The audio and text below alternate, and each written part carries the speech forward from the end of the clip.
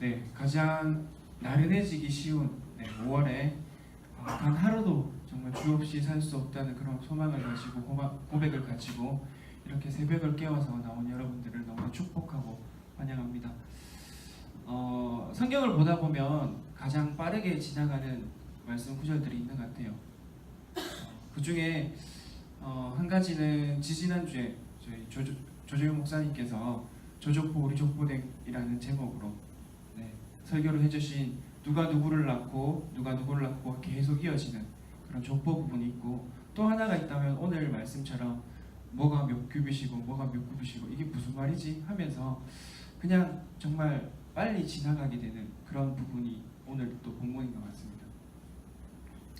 혹시 이런 본문들을 볼 때 아주 진지하게 1규빗은 대략 한 45cm 정도 되니까 이러면서 막 노트를 펴서 그림을 그려보신 그런 분들이 계세요? 여기 혹시 있으시면 손 한번. 네, 목사님들이 계신 것 같은데, 네, 혹시나 저희 청년들 중에 있으면 어떡하나라는 생각을 했어요. 준비를 하면서 어떻게 표현을 할 수가 없어서 미적 감각이 뛰어나다고 말씀드려야 되나, 아니면 정말 수학적인 지식이 투철하시다고 해야 되나, 아니면 정말 할 일이 없으신가 라고 해야 되나. 네, 정말 그런 생각들을 할 수도 있을 것 같아요. 근데 물론 오늘 본문을 넘어서 성전의 전체적인 그림들을 그려보고 그 안에 담겨있는 내용들을 이해할 때 주시는 놀라운 메시지가 있긴 합니다. 그런데 우리는 오늘 성전을 건축하는 배경과 솔로몬을 향한 하나님의 마음을 좀 살펴보고, 그러면 우리가 세우는 성전에 대해서 한번 생각해 보려고 합니다. 저희가 계속해서 솔로몬의 스토리를 살펴보고 있습니다. 본문에서는 솔로몬 성전을 이제 건축을 시작했습니다. 솔로몬이 건축을 시작하는 때는 배경을 보면 4장에서 저희가 살펴봤을 때 이스라엘에서 가장 부귀영화가 뛰어났고, 그 다음에 이스라엘이 부강하고 안정하고 평안하고 정말 부족할 것이 없을 뿐만이 아니라 누가 봐도 부러운 그런 나라였습니다. 그리고 지혜 하면 솔로몬이라는 것이 마치 공식처럼 되어버린 정말 멋진 시대를 살아가고, 그리고 천하의 모든 왕들이 솔로몬을 바라보고 있었습니다. 솔로몬의 이러한 명성, 이러한 부귀영화가 어디로부터 왔는지 솔로몬 자신은 알고 있었습니다. 그래서 4장에 살펴보면 하나님이 솔로몬에게 지혜와 총명을 심히 많이 주시고 또 넓은 마음을 주시되 바닷가에 모래같이 하시니, 그래서 솔로몬은 반응합니다. 5장 5절에 여호와께서 내 아버지 다윗에게 하신 말씀에 내가 너를 이어 내 자리에 오르게 할 내 아들 그가 내 이름을 위하여 성전을 건축하리라 하신 대로 내가 내 하나님 여호와의 이름을 위하여 성전을 건축하려 하오니. 솔로몬은 이 땅에서 가장 높은 왕의 자리에 가장 부강한 그 순간에 하나님과 아버지 다윗과 맺은 언약을, 약속을 기억하고, 그것이 또한 자신과 하나님과의 약속임을 기억하며 그렇게 여호와의 이름을 위하여 성전을 건축을 합니다. 오늘 본문에서도 1절과 2절에 보면 솔로몬이 여호와를 위하여 라고 이렇게 두 번이나 나옵니다. 이렇게 솔로몬은 건축을 시작합니다.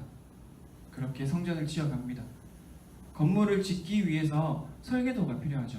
근데 이 설계도도 보면 기준이 어디에서 왔고 성전을 무엇을 기준으로서 짓는지 우리가 한번 찾아볼 필요가 있습니다.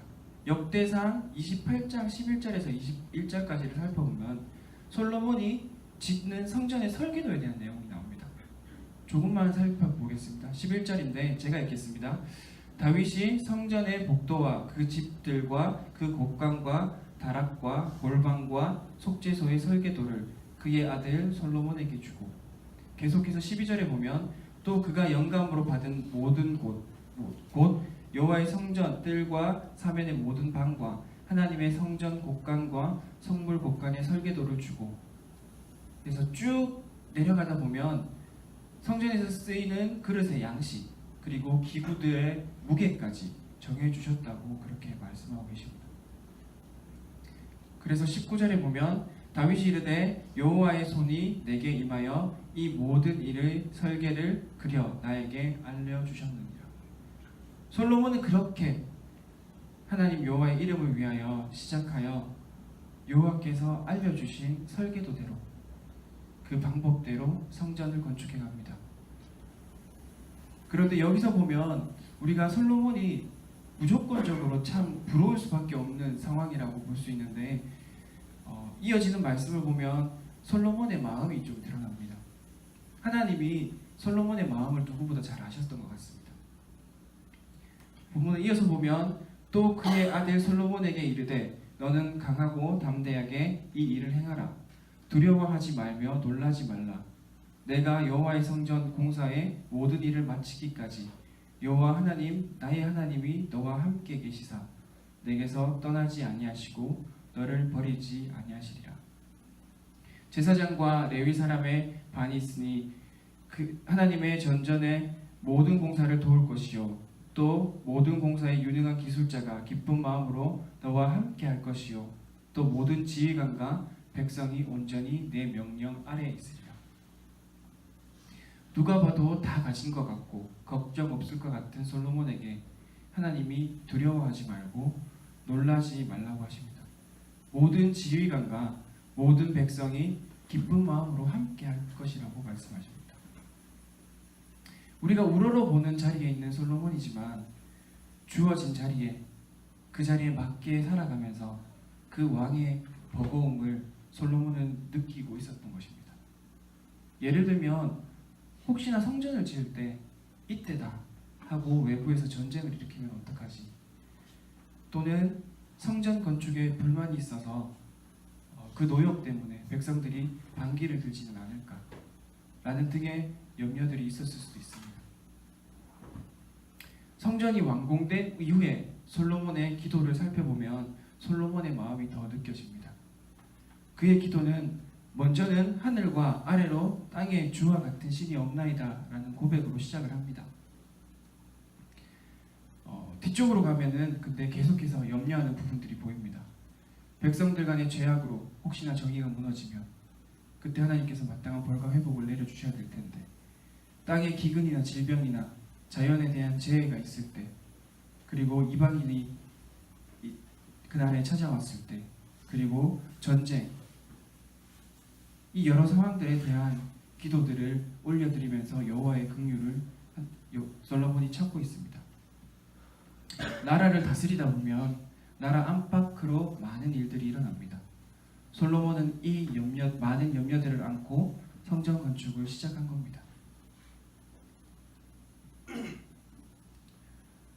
솔로몬은 이 모든 염려 가운데 바로 직전에 읽었던 역대상 28장 20절 21절을 붙들고 정말 염려하지 않고 두려워하지 않고 신뢰함으로 하나님 앞에서 하나님의 성전을 짓고 그 방법까지 철저하게 하나님의 뜻에 따라 걷기를 소망했습니다. 성전을 건축할 때 든든한 지지자는 바로 하나님이셨습니다. 가지고 있는 만큼, 누리고 있는 만큼 우리에게도 동일하게 감당해야 될 것들이 있습니다. 우리가 안고 가야 될 것들이 있습니다. 하나님께서 여러분에게 어떤 것들을 맡기셨습니까? 그에 따라 어떤 염려들이 있습니까? 하나님께서 맡기신 일에 든든한 지원군은 바로 하나님이십니다. 어떠한 염려가 있더라도 하나님께서 주시는 말씀을 붙들고 살아가는 여기 모인 한 사람 한 사람이 되길 소망합니다. 이렇게 성전의 외부가 완공되었습니다. 그리고 내부를 장식하기 전에 여호와께서 한 번 더 말씀하십니다. 오늘 본문 12절 13절을 보면 내가 지금 이 성전을 건축하니 내가 만일 내 법도를 따르며 내 율례를 행하며 내 모든 계명을 지켜 그대로 행하면 내가 내 아버지 다윗에게 한 말을 내게 확실히 이룰 것이요 내가 또한 이스라엘 자손 가운데에 거하며 내 백성 이스라엘을 버리지 아니하리라 하셨더라. 성전의 외부가 완공되자마자 하나님께서 다시 한번 충고를 하시는 것 같습니다. 열심히 애쓰며 완공하고 나면 사람은 당연히 칭찬을 요구하게 되고 칭찬을 원하는 게 사람의 마음인 것 같습니다. 그래서 고생했다, 수고했다, 잘했다 그런 말을 듣고 싶었을 텐데 그것이 아닌 충고를 하십니다. 사람은 큰 일을 마무리하고 나면 아니면 끝맺을 때가 되면 안도감이 듭니다. 그래서 솔로몬도 동일했을 것입니다. 아무 탈 없이 아무 문제 없이 성전이 잘 지어졌구나.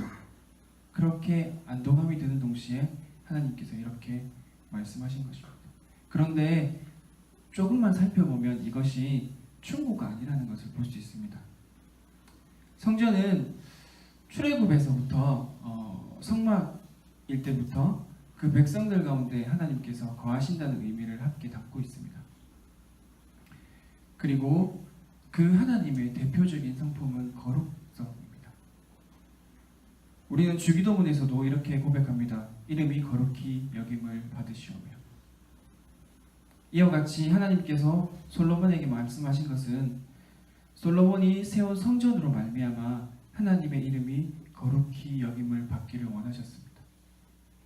그렇다면 여기서 말하는 거룩의 의미를 잠깐 살펴보고 넘어갔으면 좋겠습니다. 우리는 흔히 거룩이라는 말을 쉽게 하지만 대부분 그 의미를 생각하지 못하고 넘어갈 때가 참 많은 것 같습니다. 거룩이라는 말을 원어로 살펴보면 구별되다 라고 이해할 수 있는데 여기서 구별되는 두 가지의 의미를 생각해 볼 수 있습니다. 먼저는 존재로서의 구별됨입니다. 피조물과 구별된 창조주의 하나님, 초월하셔서 온 우주를 통치하시는 주권자의 그 존재적으로서 우리와 다른 구별됨을 이야기합니다. 그리고 다음으로는 죄로부터 구별된 것을 이야기합니다. 윤리적으로 온전하시고 하나님께서 온전한 의를 가지고 계시다는 것들을 의미합니다. 그래서 우리는 온전할 수 없지만 그 하나님이 완벽하심을 이야기하고 있습니다. 이러한 거룩하신 온 우주의 주권자이자 의로 다스리시는 절대적이고 완벽하신 하나님께서 그 거룩이라는 이름에 걸맞게 이 땅을 다스리십니다. 그리고 성전에 거하십니다.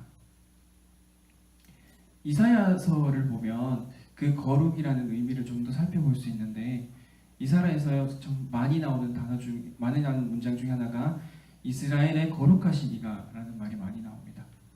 그래서 이사야의 핵심이 거룩한 자라고 말하기도 합니다. 근데 여기서 거룩이라는 말에는 거의 수식어가 따라옵니다.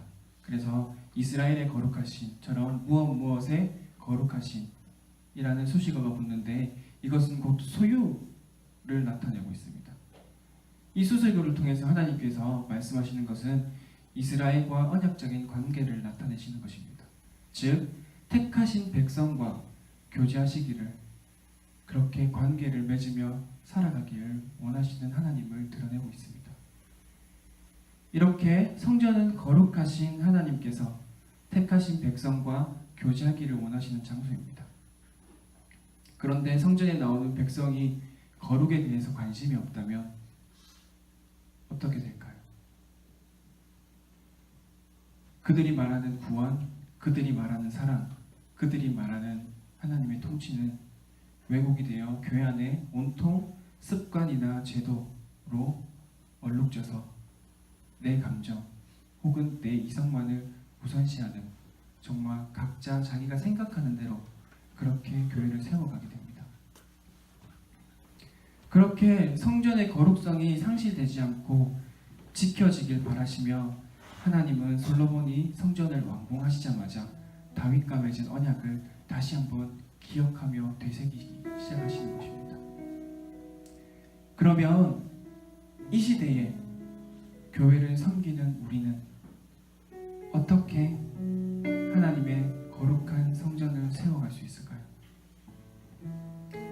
에베소서 2장에 보면 이런 말씀이 있습니다.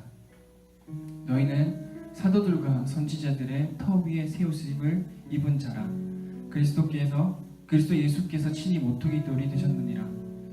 그의 안에서 건물마다 서로 연결하여 주 안에서 성전이 되어가고 너희도 성령 안에서 하나님의 거하실 초소가 되기 위하여 그리스도 예수 안에서 함께 지어져 가느니라. 예수 그리스도께서 오시고 우리는 그의 구속의 은혜로 한 교회가 되었습니다. 교회하면 기본적으로 우리가 가시적으로 보이는 우리 동신교회처럼 건물의 교회를 생각할 수 있습니다. 그런데 시간을 초월해서 하나님께서 택하신 모든 백성들이 바로 교회입니다. 그렇다면 우리 모두는 교회 건물의 일부입니다. 누구는 벽일 수도 있고, 누구는 기둥일 수도 있고, 누구는 천장일 수도 있고, 누구는 바닥일 수도 있습니다. 그 위치마다, 그 부분마다 각자가 주어진 부분들을 감당해서 살아갑니다.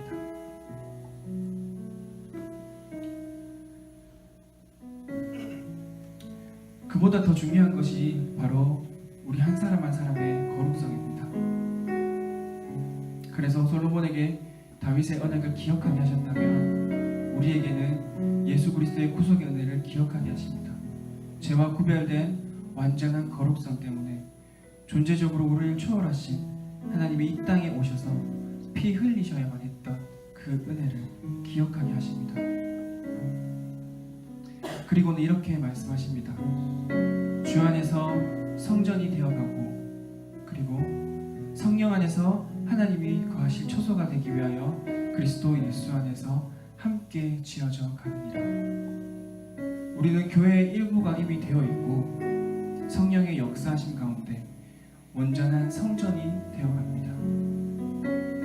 어떻게 그렇게 되어갈까요? 솔로몬은 주어진 자리에서 그 많은 염려들이 있었음에도 불구하고 기꺼이 하나님이 주신 말씀을 붙들고 주어진 성전 건축이라는 사명을 감당합니다. 그와 같이 우리는 우리의 자리에서 어떠한 염려들이 있을지라도 말씀을 붙들고 하나님의 성령으로 우리가 하나님의 성령 안에서 지어져 가야 합니다. 그렇게 자라가야 합니다. 이것이 바로 하나님의 이름이 거룩히 여김을 받는 길입니다. 하나님께서 부르신 자리에서 가정, 직장, 교회, 그리고 이웃에게 거룩한 성전으로 지어가고 있습니까? 나는 어떤 자녀이며 어떤 형제, 자매이며 나는 어떤 친구이며 나는 어떤 직장 동료입니까? 교회 안에서는 나는 어떤 을장이며 나는 어떤 가장이며 혹은 어떤 사랑방원입니까? 그리고 나는 어떤 이웃입니까? 우리가 주어진 그 자리에서 하나님의 이름이 거룩히 여김을 받고 계십니까? 다시 한 번만 질문하고 기도하겠습니다. 길게 생각하지 말고 오늘 하루 하나님의 인도하심 아래 하나님이 보시기에 합당한 성전이 되어가고 계십니까? 기도하겠습니다. 하나님, 나는 어떤 성전이 되어가고 있습니까? 나는 과연 성령 안에서 하나님의 거하신 초소로 지어져 가고 있습니까? 하나님의 이름이 거룩히 여김을 받으시오며 하나님의 이름이 거룩히 여김을 받으시오며 라고 기도하고 있는데 과연 우리의 삶 가운데 하나님의 이름이 거룩히 여기심을 받고 계신다는 것을 나는 보고 있습니까? 나는 느끼고 있습니까? 이 시간 간절하게 성령님을 의지하며 나가길 소망합니다. 내 안에 여전히 구별되지 못한 죄악이 있어서 하나님의 이름을 욕되게 하고 하나님 앞에 온전히 나아가지 못하는 것들이 있다면 깨닫게 하셔서 온전히 하나님 앞에 다시 한번 설 수 있도록 인도하여 주시옵소서. 그렇게 하나님 앞에서 다시 한번 거룩한 성전이 되길 원한다고 기도합시다. 그리고 혹시 주어진 자리에서 염려가 아직도 너무나 많아서 그 염려가 너무나 무거워서 하나님 앞에 나아가지 못하고 있다면 그 염려를 하나님 앞에 맡겨드립시다. 그리고 하나님, 내가 주님 주신 말씀을 붙들고 주님 주신 말씀을 붙들고 주어진 자리에서 든든한 지지자 되신 하나님을 의지하며 이 시간 모든 마음의 근심을 쏟아내고 주님 앞에 나가길 원합니다라고 시간 간절하게 기도하며 나가길 소망합니다. 기도하시겠습니다. 주님,